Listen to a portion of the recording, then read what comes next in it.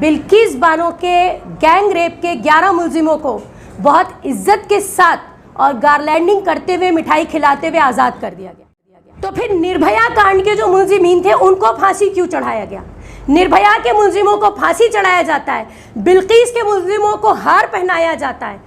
अगर गवर्नमेंट ये कह रही है तो गवर्नमेंट के हर जवाब पे हमारा एक सवाल तैयार है। शर्म की बात है, जिस मुल्क में औरत की इज्जत नहीं है, जिस मुल्क में औरत की इज्जत को पामाल किया जाता है और पामाल करने वालों को फूल पहनाया जाता है, ये सरासर शर्म की बात है। गवर्नमेंट को हर तरीके से शर्म आनी चाहिए। मैं तो कहती हूँ जुडिशरी को शर्म आनी चाहिए। सिटी इंडिया न्यूज़ चैनल, हक की आवाज़।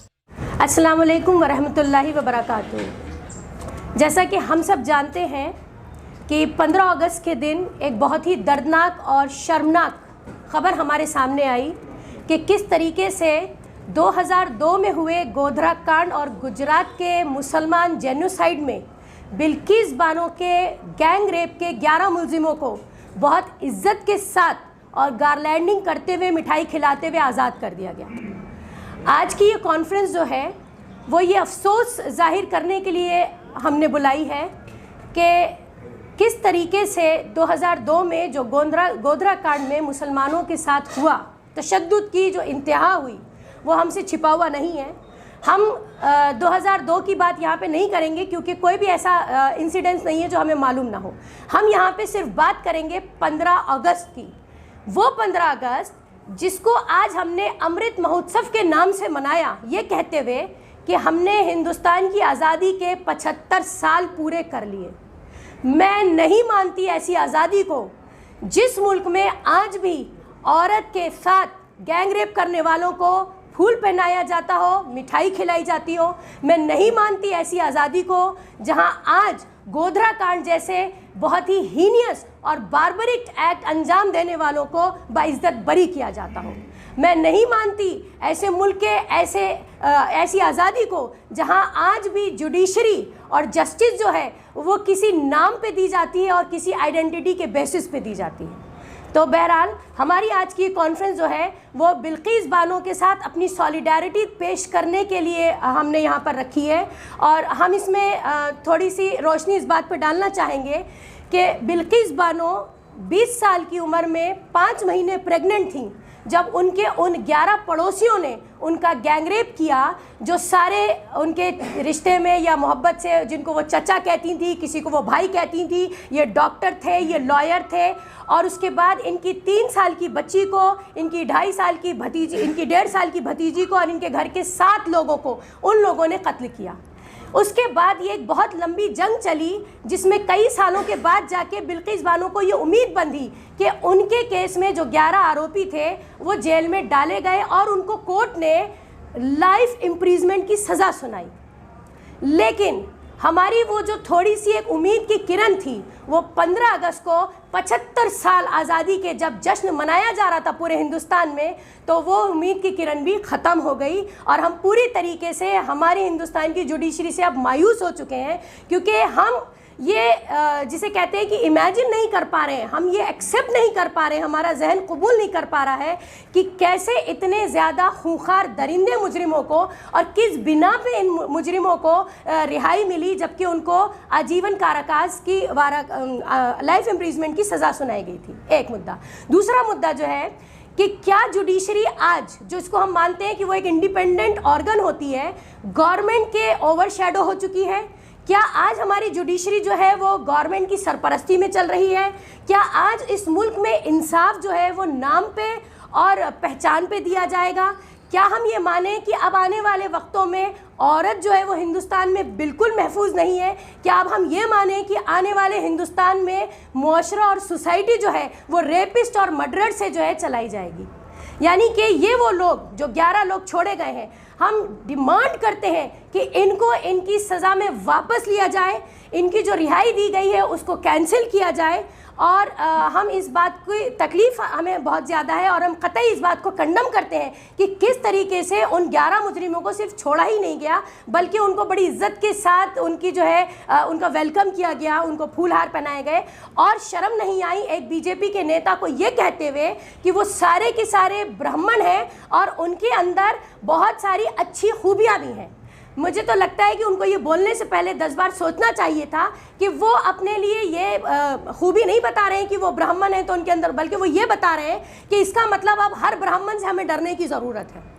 तो बहरहाल गवर्नमेंट ने और जुडिशरी ने मिलके जो गुजरात में ये कांड किया है, ये जो पॉलिटिकल जिसे कहते हैं कि एक नई स्ट्रैटेजी ये लेकर आए हैं, या ये इनडायरेक्टली हिंदुस्तान में रहने वाले मुसलमानों को ये बताना चाहते हैं कि अब ये अपने पावर का मिसयूज़ करके किसी भी हद तक जा सकते हैं। बिल्किस बानो के जो गुनाहगार हैं उनको वापस जेल दी जाए, उनकी सज़ा को वापस कंटिन्यू किया जाए, ये हमारी सख्त से सख्त डिमांड है। और मैं समझती हूँ कि जब तक ये नहीं होता है, ये वापस नहीं जाते हैं, पूरा हिंदुस्तान और पूरे हिंदुस्तान की औरतें जो हैं वो सड़कों पे रहेंगी। हम हड़ताल करते रहेंगे, हम स्ट्राइक करते रहेंगे, हम प्रोटेस्ट करेंगे, हम आवाज़ उठाते रहेंगे जब तक हम में दम बाकी है। तो फिर निर्भया कांड के जो मुलजिमीन थे उनको फांसी क्यों चढ़ाया गया? निर्भया के मुलजिमों को फांसी चढ़ाया जाता है, बिल्किस के मुलजिमों को हार पहनाया जाता है। अगर गवर्नमेंट ये कह रही है तो गवर्नमेंट के हर जवाब पे हमारा एक सवाल तैयार है। मैं आपको बताऊं कि पहले हमें ऐसा लग रहा था कि सिर्फ मुआशरा, कारोबार और एजुकेशन जो है वो सैफ्रोनाइज हो गई है या आरएसएस की आइडियोलॉजी की बलि चढ़ गई है। अभी तो हम ये देख रहे हैं कि इंसाफ जो होता है, जो जुडिशरी है, जस्टिस जहाँ से मिलता है, वो भी सैफ्रोनाइज हो चुका है पूरी तरीके से। तो जब इंसाफ मिलने की अब उम्मीद ख़त्म हो गई है, तो जहाँ इंसाफ नहीं होता उसको हम जंगल राज कहते हैं। मैडम क्या लगता है कि उन लोगों को फिर से सज़ा होनी चाहिए या फिर उनको जो है रिहा करके सरकार ने कुछ अच्छा काम किया? नहीं, सरकार ने तो ये बताने की कोशिश की है कि 15 अगस्त के दिन मोदी जी लाल किला से खड़े होकर गुहार लगाते हैं कि औरतों की बात करते हैं, बेटी की बात करते हैं। उन्होंने तो जब 2014 में आए तो उन्होंने कहा बेटी बचाओ बेटी पढ़ाओ। एक्चुअली बेटी बचाने की उन्होंने बात कही थी, बीजेपी हटाओ तो बेटी बचाओ। मैं आपको बताऊं दूसरी बात कि उनका जो मकसद था वो ये था कि वो गिफ्ट देना चाह रहे थे हिंदुस्तान में रहने वाली औरतों को। और ख़ास तौर से लोग हमसे पूछ रहे हैं कि हम इसे मज़हब का रंग क्यों दे रहे हैं। मज़हब का तो रंग दिया जाएगा क्योंकि इस वक्त जो बेचारी तकलीफ से गुजर रही है वो बिल्किस बानो है। उसका नाम आप नहीं बदल सकते, उसका नाम बिल्किस है। मुझे ये बताइए कि अब क्या गारंटी है कि उसकी सिक्योरिटी रहेगी इन 11 के छूटने के बाद? और अब क्या सिक्योरिटी है कि ये 11 जो है ये हमारे मुआशरे के लिए जिसे कहते हैं कि हिफाजत का जरिया बनेंगे? बल्कि अब तो मुआशरे को और ज़्यादा थ्रेट हो गई। अब तो सोसाइटी और सोसाइटी में रहने वाली हर लड़की के लिए अब थ्रेट है। यानी हिंदुस्तान की औरत जो है वो बिल्कुल हर तरीके से क्राइम के दहाने पे जी रही है। तो शर्म की बात है, जिस मुल्क में औरत की इज्जत नहीं है, जिस मुल्क में औरत की इज्जत को पामाल किया जाता है और पामाल करने वालों को फूल पहनाया जाता है, ये सरासर शर्म की बात है। गवर्नमेंट को हर तरीके से शर्म आनी चाहिए। मैं तो कहती हूँ जुडिशरी को शर्म आनी चाहिए। देखिए, बिल्किस बानो के केस के लिए हम जिस हद तक जा सकते हैं जाएंगे। अभी आपने देखा कि हम एक प्रेस मीट कर रहे हैं, बहुत सारे शहरों में इस वक्त प्रोटेस्ट हो रहा है। हमारा कलम, हमारी उंगलियां, हमारी जुबान और हमारे गलों में जब तक ताकत है हम बिल्किस बानो के साथ हैं और बिल्किस बानो के हक के लिए लड़ते रहेंगे। हम इंशाल्लाह प्लान कर रहे हैं कि हमें मौका मिला तो हम सुप्रीम कोर्ट को मेमोरेंडम भी दाखिल करेंगे।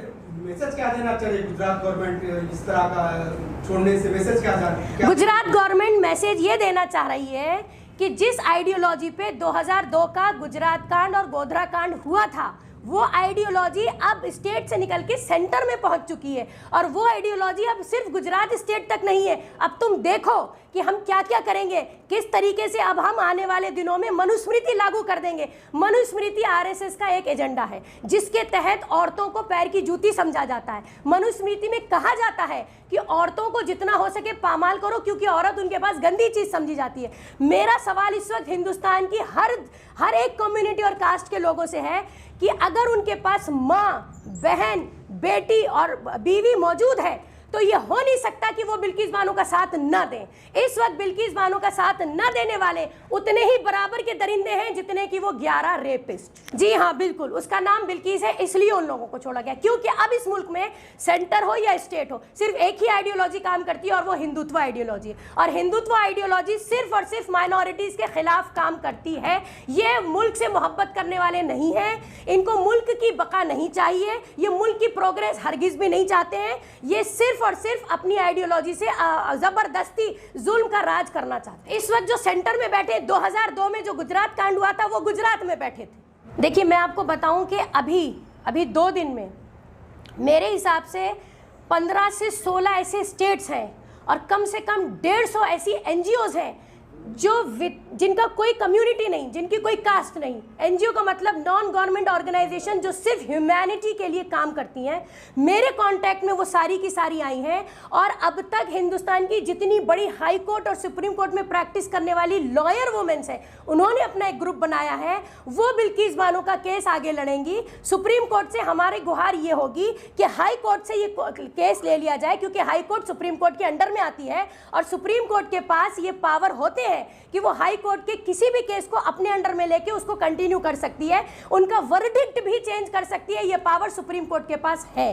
तो हम चाहेंगे कि सुप्रीम कोर्ट बिल्किस बानो के केस को दोबारा से रिव्यू करे और उनको जिनको बरी किया गया था उनकी सजा को वापस कंटिन्यू किया जाए। अब तक मुसलमान और दलित ये वो औरतें हैं जिनको इस मुल्क में फिल वक्त बीजेपी गवर्नमेंट के आने के बाद से तो इंसाफ मिलना बंद हो गया है। मैं ये नहीं कहती कि ये जुल्म पहले नहीं था, लेकिन अब फिलहाल 2014 से इंसाफ खत्म हो गया इस मुल्क में, क्योंकि आइडियोलॉजी जो है वो इंसाफ वाली आइडियोलॉजी है ही नहीं, वो तो आइडियोलॉजी ही जंगल राज वाली है। दूसरी बात कि ऐसे कई केसेस हैं जो या तो पुलिस दायर नहीं करती है, और अगर दायर कर लेती है तो कई बार ये भी होता है कि मुलजिम जो है उसे छोड़ दिया जाता है और जो बेचारा अपनी शिकायत लिखवाने जाता है उसको ही पकड़ के अंदर बंद कर दिया जाता है। आप हाथरस केस याद कीजिए, हाथरस में क्या हुआ था। अभी राजस्थान में 32 साल की एक टीचर दलित थी, जिंदा जला दी गई।